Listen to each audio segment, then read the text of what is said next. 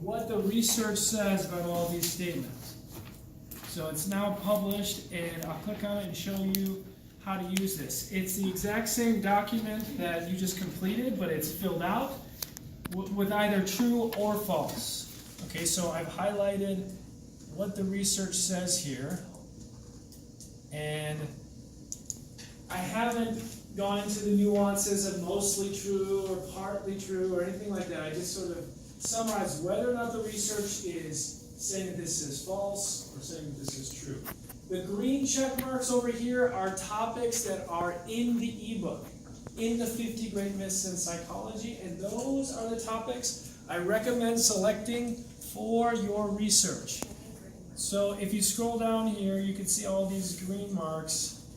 Pick a topic that has a green check mark, because then you immediately have a source taken care of. I've already cited that source in terms of APA formatting, and it's a great place to kick off your assignment. So once you select one of these topics, you need to get access to the 50 Great Myths in Popular Psychology ebook. So again, one way to do that is through the CSN website, and make sure that you have access there. There is a nice, let's see, there's a nice library research tutorial created by one of our librarians here, and some of you may have seen this video, showing you how to get access to the ebook. Okay, so she will take you through the CSN webpage here, and her name is Stephanie Espinosa. Stephanie Espinosa Fillmore, and I'm an e-learning life. She helped me create this video. She's been a great help here, and so I'm just going to kind of click through this a little bit, and you can watch this. I'm not going to watch this with you because it doesn't do as much good as actually watching this while you're doing it, while you're in front of your computer, right, and going through these steps. And that way you can pause it, you can go through this. She basically does two things with this tutorial. She shows you how to get access to the ebook and how to use that, and I'll kind of highlight that. And then she takes you into the databases that are available here at CSN and shows you how to get journal articles that you're going to need for this assignment. Okay? Before we get to that, let's talk about this ebook, because that's the place to start. So you type in 50 Great Myths of Popular Psychology. I also have links to this book in Canvas.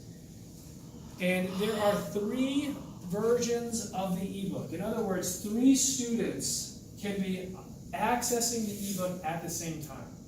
Now, that's not a lot. I have a lot of students. What I highly recommend all of you do is, once you pick your topic, and you can peruse a little bit of different topics, read a little bit on there, but once you've settled on your topic, be sure to print up those pages. You're allowed to print the ebook, and that way you have it, that way you always have access to it. And you can really mark it up, highlight it, dig into it, because it's only 5, 6, 7, maybe 8 pages, something like that, not very long. Okay, so it's a nice summary of the myth, and it does exactly the kind of thing I want you to do with this assignment, which I'll explain in just a moment. Logan, any questions? Where do we go once we're in the campus?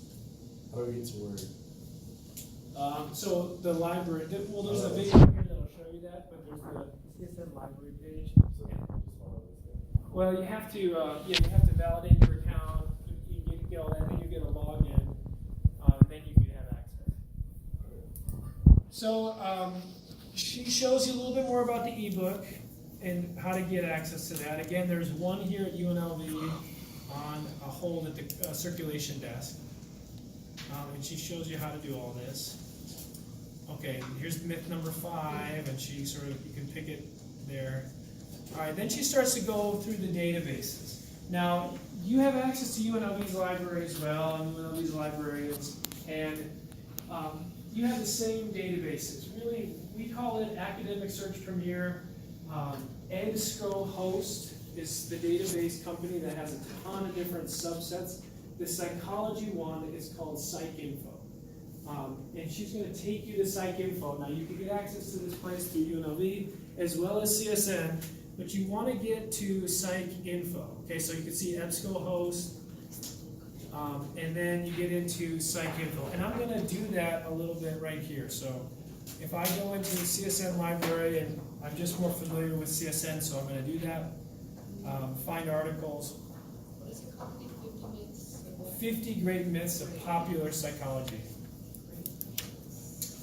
So if I go to all subjects here and I click on psychology, Academic Search Premier is here, and this is just a great resource. So this is where you need to get your account validated to be able to log in. And then once you log in, you've got databases by subject. And this is where I was saying, click on psychology. Now I'm looking exclusively at articles that have to do with psychology, and I'm in EBSCOhost. This is Psych Info is another term for this. This is through CSM.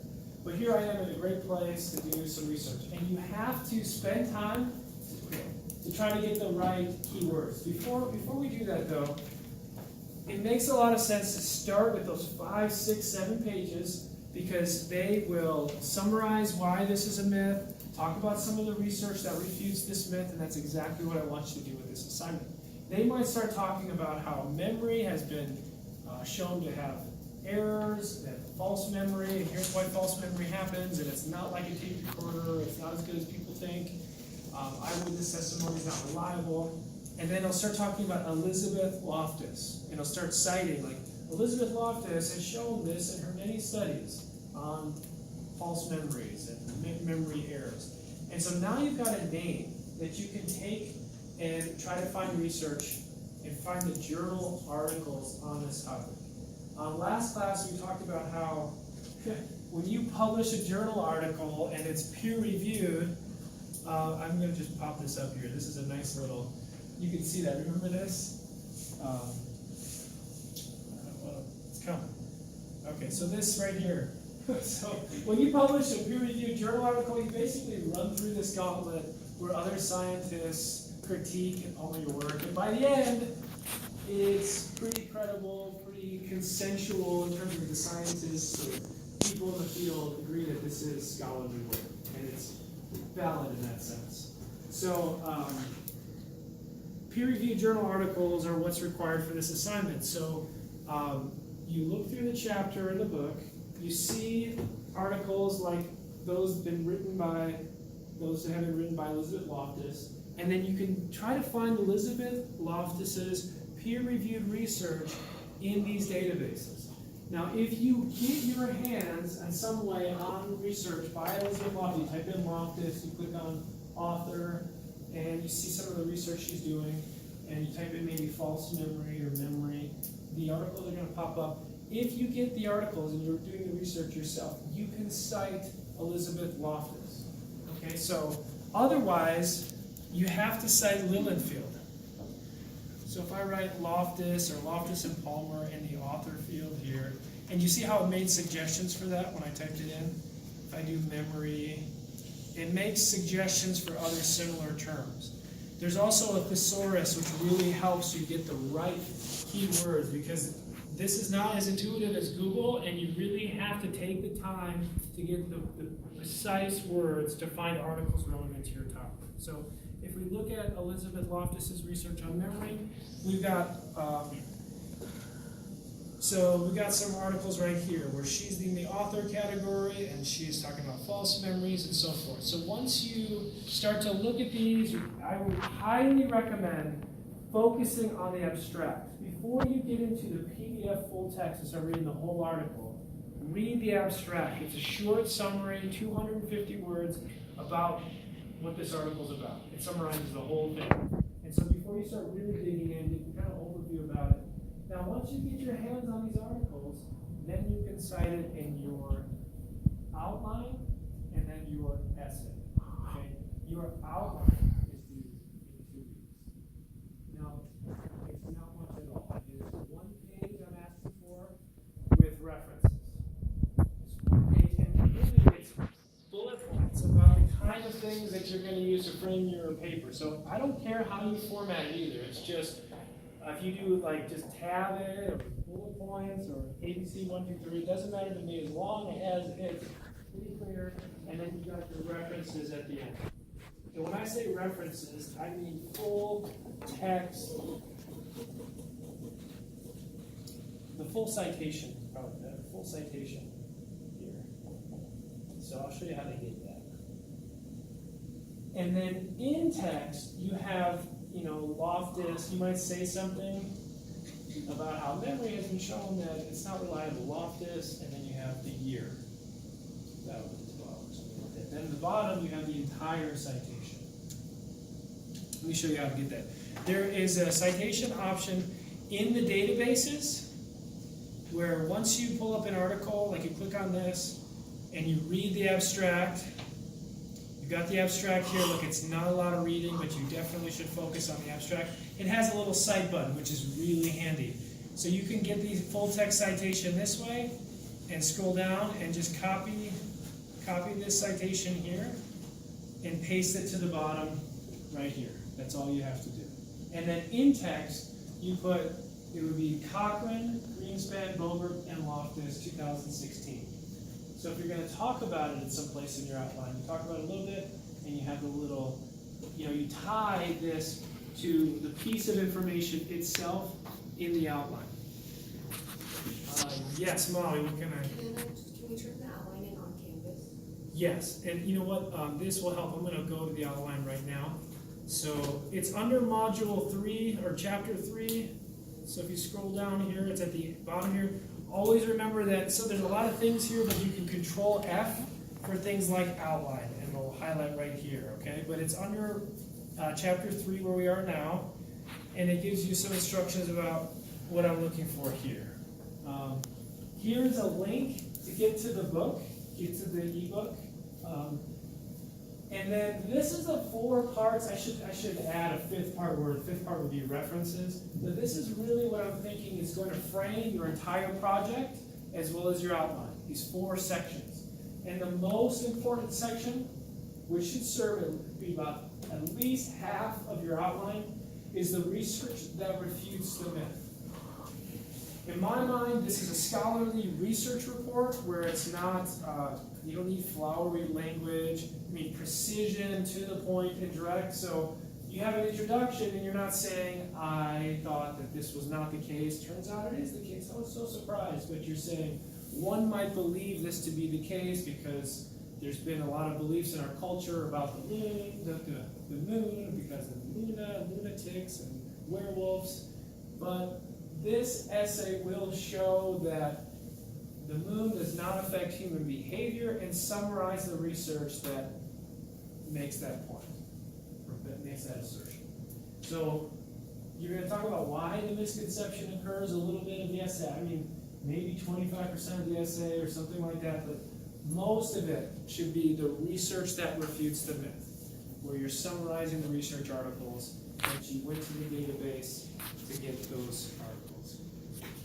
Okay, that's a lot, but are there questions about it? There's an example outline right here. I'll pull that up. It's really handy. This one is absolutely outstanding, so don't let it overwhelm you. She has a ton of sources, but it's just an example here. So her myth is graphology, how handwriting doesn't really reveal personality, like a lot of individuals believe. There's still graphologists, and people have been trying to do this for years, but it doesn't reliably predict personality traits. And so she sort of started to just frame this. Her essay, which is also in here, departs from this an awful lot, where she's just using this, sort of put up some articles that she found, sort of move things around, map it, and she eventually works this into an essay. So she's got, 10 references or something. But she eventually works this into an essay, and it changes an awful lot from here. But this is really the skeleton for your essay, which will be due about midterm. This is only worth 20 points. It's only worth 2% of your grade. And so if you drop the ball on this, there's so many opportunities to succeed. It's worth 5% in midterm and then 20% at the end of the class. And so each of these kind of build onto each other. And if you go through the process, you'll have a product by the very end that you're very happy with. I think that's almost all I want to show you, except that you can also get the citations. There's 2 other citations ways to get the citations I would like to show you. The first is Google Scholar, which is kind of handy if you have, here's 50 Great Myths of Popular Psychology, this little cite button here. So you put in the information to Google Scholar, not Google, but Google Scholar, and then you press that cite button, you can get that APA full text citation by copying and pasting it there. So that's kind of handy to know. You don't even have to log into a library page to do that. And then there was one other thing I wanted to show you. It was about, I can't remember what it was. Are there any questions about this?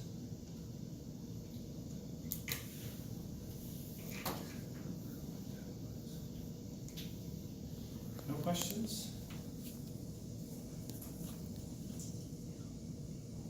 Oh, I do remember what it was. Okay, so if you go to Canvas, I did create one document under the orientation module. There's that introduction to the Mythbuster assignment area here. It's this document here. I'll publish this now. It has a link to the ebook. It has a little bit of instruction about how to cite, and it kind of is a nice place to start. So here's a link to the ebook. Here is the actual references that I just mentioned. So here's the Lillifield reference. You can copy and paste that there. There's a reference to our OpenStax textbook that if you reference something in the textbook, you can cite that just by copying and pasting. And then this here is data I'm going to share with you based on my studies of all my students. And basically, I've given these surveys and I've compiled some data, a few hundred students, in terms of what are their beliefs about these myths. So the same survey you just took, I have data over like, what does everybody actually think? And so you could go to that data and you could try to make something from it in the sense that you could say, wow, isn't it interesting that almost everyone thinks this is true? 77% of people think that this is true or mostly true. And so you could cite that. According to research by Dr. Skolsky in his classes, 77% of students believe this myth, but it's actually false, because here's why. So I'll share that data with you, and this is how you would cite that. It's right here. Are there any questions about the assignment? How do you feel about it? Romeo, how do you feel? Just need to research. Yeah. So 2 weeks from now, you've got the outline due. It's just one page, and you've got the references here. Please reach out to people who can support you with this. You've got librarians that are definitely willing to help. You've got writing center support staff all over the place. You have BrainFuse here, which I think is the same thing as what we have at CSM called Smart Thinking, where you can upload an essay. They'll give you like a page of feedback, type notes or mark it up, and so you can do that at any point and get some really good feedback. I know that we have a really great service. We're paying a lot of money, maybe $100,000, $200,000 for Smart Thinking. And if you were to pay for that of your own, it's like $40 an hour or something like that in terms of tutoring online. So take advantage of your fellow taxpayers' generosity. Are there any questions on this assignment? Okay. Let me know as they come up, as they emerge through the course. Let us turn now to